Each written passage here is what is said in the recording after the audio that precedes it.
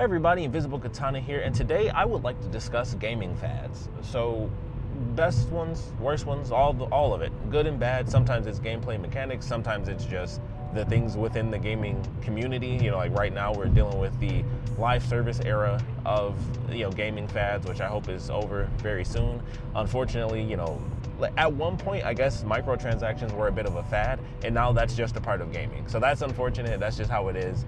And that mostly sucks because that kind of led to sort of the live service thing where it's like, oh, well, we can do microtransactions for games and we can do little costumes here and there. And then it turned into, oh, you can just have a whole game just get put out for free and then be like, hey, we're only going to charge you, $4 or $5, maybe $10, and then you get like 30, 40 things. And who wouldn't do that? It's $10 a month, no big deal.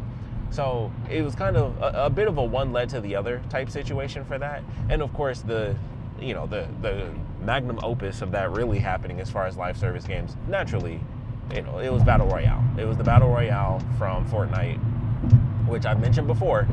One day I'm gonna go back on there, and I swear if that co-op, which is literally the reason that game was made, if that co-op is not free, I will never play that game. I don't care what they've changed. I don't care if it's no build. I don't want it. I don't care. But that was definitely something that obviously blew up in, that Battle Royale thing, which it's not like it didn't exist before. PUBG is older than Fortnite, but Fortnite was, I don't understand why that happened. Honestly, I'm not sure what, it's just that random thing. That's just how it is. It can be like, you don't have to be the first one to do it. Heck, look at, Android and Apple type stuff is like, Android had that 4 years ago, but it was like, but this has an Apple on it, so it's worth like, twice as much money for the same thing. So it's just how it is. It's the internet. It's the world. Sometimes you do it first, and that doesn't matter. You can be the fifth person to do it, and then like you're the person that's famous. Like you never really know. That's just how it is. But of course, the Battle Royale fad hit, and I'd say that kind of came and went. If we're being totally honest, I know people play Fortnite, and that's why when I say like fad, I mean everyone else is doing it. A lot of people tried it, but it's really just PUBG and Fortnite. And then, Call of Duty is probably the only other company that's really been able to stick with it. And that's because they're Call of Duty. Like, you can't just do that with everyone else. Like, honestly, had Halo actually done it, at least as a mode, I think they could have kept that going and people would have enjoyed doing, a Battle Royale Spartan mode. And I would have liked that too, because it's already been, much like Call of Duty. It's like you have an established franchise. For them, it's a fad, but it's like, it's an extra mode for you. Like, it's not even that big of a deal for them to do it. It's when games are straight up made, it's like, hey, here's a brand new Battle Royale situation, and it's just an entirely new video game because Fortnite was popular, and then we want to sell you battle passes.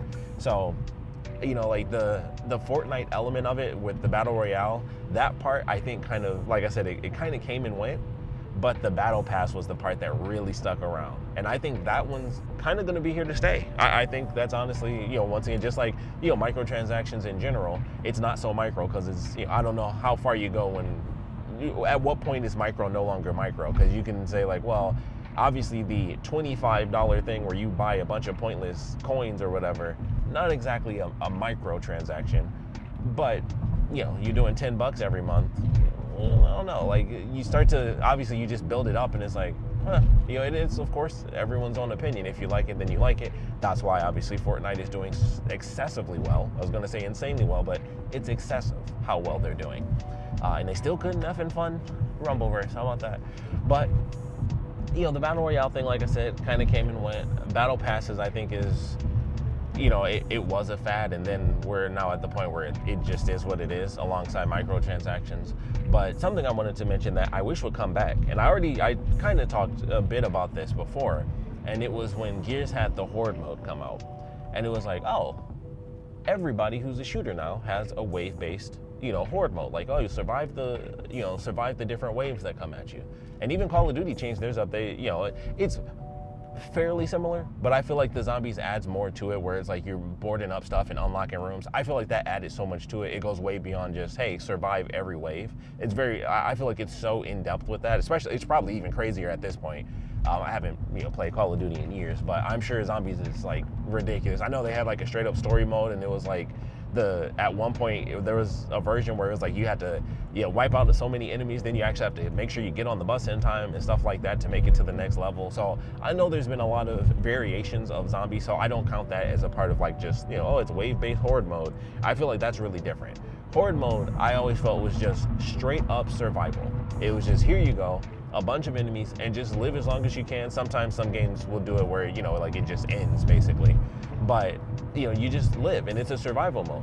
And I mentioned in another episode with that was the one fad that I was like, yes, we can have this. Every action game can have a pointless horde mode because it doesn't take away from anything. You just have a horde mode where it's like, all right, well, I enjoy the action of the game, I enjoy the story, but now I've beaten the story, I've played through all the levels, I can just hop into a horde mode. And in all honesty, Mercenaries mode existed before Gears of War came out. I mean, like if anything, RE4 inspired just how Gears of War looked. That was one of the early over-the-shoulder deals. And of course, RE4 was the beginning of that stuff for just gaming. I guess technically you could kind of count that as a fad too, that ended up becoming just the mainstay within gaming, where it was like the over-the-shoulder perspective. RE4 was the first one to do that, and then it was like, oh, that's how you do it. It's not like you're not exactly centered. It's that's why it's over the shoulder. So I was like, oh, it's interesting. And then that kind of just became a part of gaming. And so, they had Mercenaries mode, which was survive, as long as you can, or, until you take out all the enemies. And then I would say Horde mode, took that to the next level, where it's like, it's just a straight up survival, which later on with Resident Evil 6, they changed Mercenaries mode to have just a pure survival mode where you just take on enemies until you die, which is actually my favorite version of it. Just let me play until I'm dead, or, until I'm like, all right, well, I can quit and I'll just let them kill me off. But I always enjoyed that. And with Horde mode, when that first came out, and it was such a huge deal because obviously Gears of War was huge on its own, and then it was like, yeah, we made up this new mode, and it was like, oh, and then everybody copied it, and I was like, well, this is the one time everyone copying something I think works, because every action game might as well have it. It's the same as a survival mode. Like, Devil May Cry having the Bloody Palace mode. In Bayonetta 2, they did add a mode that even has co-op, and it's like a bunch of different challenges. It's not exactly the same where it's a straight up survival, but there's so many levels of that it's kind of in that same vein, but it does have, it's more like Bloody Palace than it is just a straight survival mode. But I love all of that stuff, and I always think like every game, every action game can totally have that. If you have great combat, just have that as a mode. I always thought that was a good fad, where I was like, that can totally come back. If people want to do it, you don't obviously have to call it horde mode, but I feel like there's some games where I'm like, man, I wish they still had that. Like Alan Wake is actually a perfect example. They do have a wave-based horde mode in Alan Wake's American Nightmare. And you go through, you rack up points, and try to get your high score. And there's different levels that you can do. And for that, it's much more succinct, where it's like, hey, you beat this level. I think each level has like maybe 3 to 5 waves, so kind of what you're getting into. But you have multiple arenas to choose from, and then each one has multiple levels, and so you can still just play that for fun. And I love that. And when Alan Wake 2 came out, I was like, man, I wish they would bring this back, because that's actually really, really good. And even more than Alan Wake, Control could easily have a survival mode that would be absolutely phenomenal. They'd have to do a very interesting setup for the arena, because you can literally fly in that game. So it's a lot different than most games where it's like, okay, I'm on the ground, and then you build some cover and some buildings. It's like, well, in Control, you can literally fly around. So they'd have to make like a really interesting arena with like offices and buildings and stuff. I think they could do, that would be so fun if they did that for Control, because I love the combat in that game. Plus it's, all the variety of it, and being able to pick up, like you can just pick up chunks of rocks and stuff off the walls and stuff like that. And that game is super fun. The combat is so entertaining when you really get a good rhythm going, and you've got like your skills high enough. It's insanely fun. So I absolutely love that. So I would love it if for Control 2 they ended up putting that in there, where it was like, hey, we're putting in like a wave-based mode. I think that would be fantastic, because they have really great combat. And with them Remedy doing the Max Payne remakes, exact same thing. And they even had that in I think both games actually, Max Payne 1 and 2. After you beat the game, it was basically just like a challenge room, and it was like every weapon in the game, and you just run towards this wall and collect all the weapons, and then just enemies would just flood in, and it was just like, how long can you survive? I don't think they even had like high scores for that stuff, and I'm sure you could beat it. I wasn't skilled enough to do that as a kid, but it was just like an insane extra mode where it was like, here you go, you just run at a wall, pick up all the weapons, and then it's just like, all right, enemies. and then you just fight till you die, and that's pretty much it. And it was always really fun to just play around in this little random room that they had, especially for a game that was so story driven. It was interesting beating that and then unlocking this extra mode where it's like, here you go, just have fun and jump around and shoot a bunch of enemies until you die. And I was like, oh, this is cool. So that was like, an early version of me experiencing that, kind of just a wave-based combat survival mode where it's like, just go until you can. It's just a fun mode just to play around with. But I think every action game is good enough to have that. And obviously it's one of those things, it's to have it where it's pick up and play. Like Mercenaries. I could just pick up and play like a couple rounds of Mercenaries and then boom, I'm done, if that's what I really want to do. And to have that in a survival mode where I don't have to stop, per level, and I can just pick a level and survive for as long as I can, I like that. And then once you're done with it, you're like, all right, well now I'm done, so I'll just end it. Like it's not like there's any loss to it. You just decide, all right, well I'm done now. So I wish every game had that. Like I said, that's the fad that I wish would come back. But to jump to the other side of the spectrum, a fad this is another one I mentioned for a brief second that I'm super happy that we managed to kill in the community. It was when they made it where you had to, if you bought a game used, you had to pay to get the online portion. I'm really glad that died off super fast. I think the only game that I personally had that did that was the SSX reboot, and I ended up actually getting like what happened was I opened my brand new game up. That's what it was. I just didn't even get a copy. I opened it up and then I was like, it's empty. And I had to actually like go online for customer service and figure out like, hey, how do I get my stuff? Because I bought this game brand new and I opened this thing up and there's no, obviously at that point they already were killing off the booklets for games. And it was just like, yeah, it's empty. Like I bought a brand new game and it just wasn't in there. So I had to like go through that process and they gave me a code, it was no problem. But it was definitely like, holy crap. I didn't see that one coming. So I'm glad we killed that off just for that random just moment in time. It wasn't a cool thing to do in general. And it just happened to, I happened to be one of the, I'm sure not the only person, but I was one of the few people that ended up getting a brand new copy. And then they still didn't have the thing in there for me to activate the online. And I was like, this blows. But another thing tied to that, and I mentioned a little bit, I can't really call it a fad. It was more just, hey, this is cheaper, but we're just gonna throw it in here. Getting rid of booklets was like one of the saddest things in the universe to me. Like no longer having like just a cool book where you can go through it. And sure, most of us probably wouldn't at this point, but man, I miss those days where you could just have like a cool booklet, especially if, extra crazy. If it was in color, then you're like, oh, that's a masterpiece. But, like just going back to those, like, man, it sucks that we lost that. Just kind of out of nowhere, really. It just disappeared on us. They just stopped. They were like, we're done. And it was, like I said, it was cheaper. I know it was for money and stuff like that. It was just cheaper, but it really sucks that we're at that point where it's like, they still put in like the mini flap where it's like, hey, here's all this legal stuff we have to put in. You're like, don't choke on the buttons or something weird like that. And it's like, that really sucks. RIP booklets though, RIP. But to move on to something else that sucks, always online. It's another thing where it's like, it's weird to call it a fad, but I consider it that, at least a little bit. And it's, honestly, it's probably, amongst all the things that have become staples, microtransactions, companies, which granted, it's just idiots at the top that make all these dumb choices like, oh, everyone wants live service, right? Like, it's just, like, we got like another generation or like half a generation before it's finally just a bunch of nerds. Like, it's full nerds 100%, but it'll still be a little minute, unfortunately. But the other big fad is definitely that online, where you just need to be online for a game to be updated or registered at all. Like the whole licensing thing when it comes to online stuff is crazy to me because that didn't always exist. Like they made that a thing later on because we didn't have that all the time. Well, Xbox almost had it for half a second there and they did for a little minute where it's like, oh, it's built in, and then they hit a switch one day and turned it off. Much like the Switch did, oddly enough, with the effing Bluetooth thing. I don't know if anyone remembers that, where the Switch had Bluetooth capabilities the entire effing time. And then like 4 or 5 years in, they were just like, oh yeah, we turned on Bluetooth, guys. It was like, well, hold on. You turned it on? Like that means that the technology was inside the machine the entire time. There are literally companies that built Bluetooth devices to attach to the Switch so you could listen to your headphones like, wirelessly. And then one day Nintendo was just like, oh dang, let's turn on the Bluetooth, guys.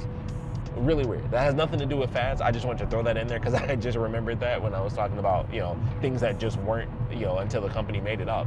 I always thought that was crazy. I'm like, what the Bluetooth, like, companies have made thousands of dollars making Bluetooth items for the Switch. That was so weird to me.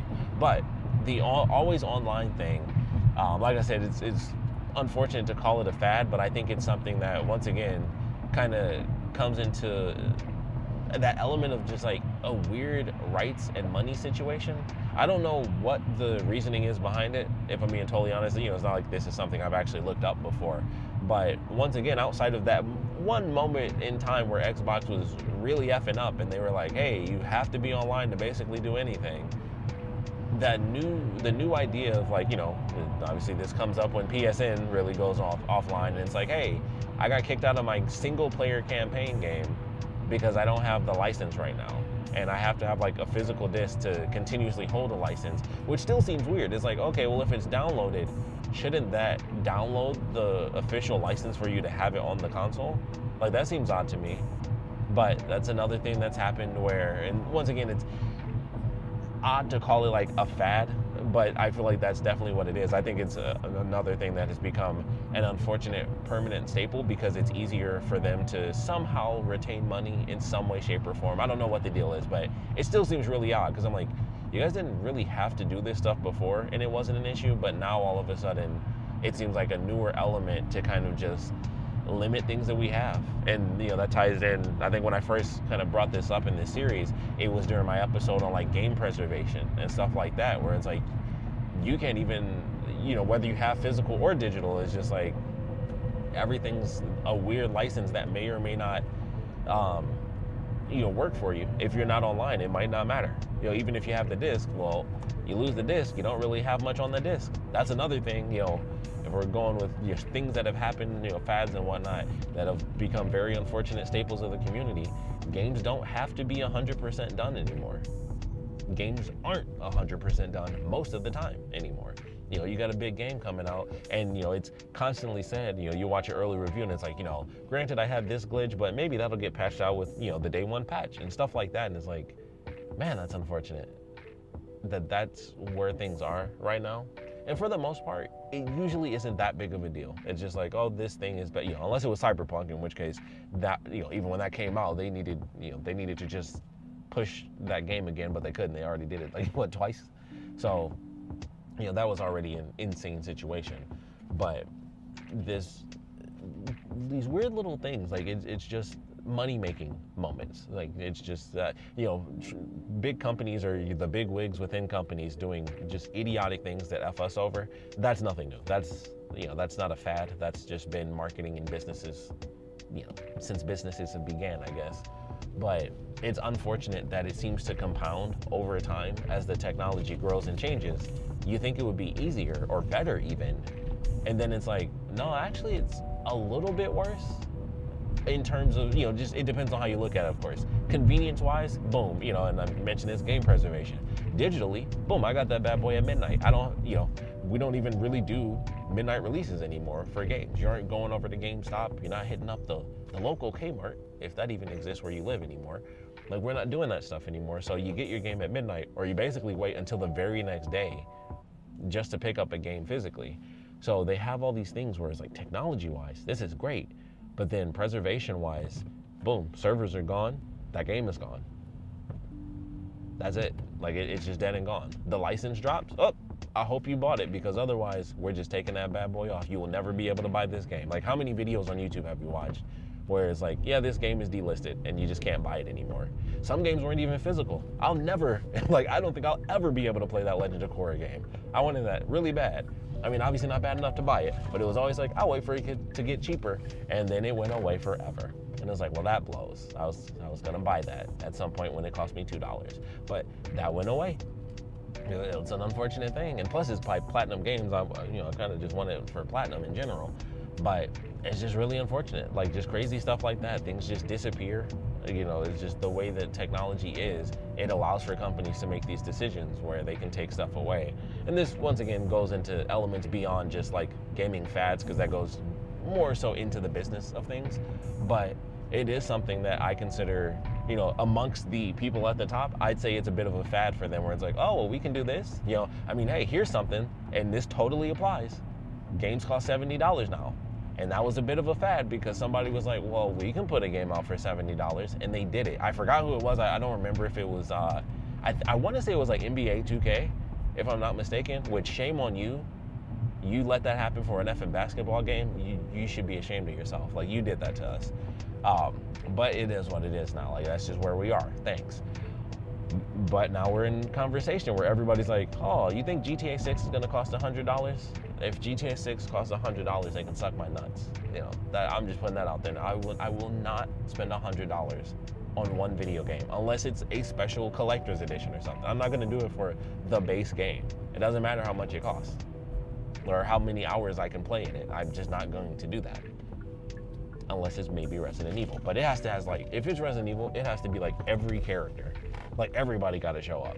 It's got to have every version of it has to have everything. And I think I said that before. Probably did. Exact same thing I'm saying now. It's like, you got to have a lot for me to want to spend $100 on any video game, if I'm being totally honest. Even if I love games, I don't want to spend $100 on one.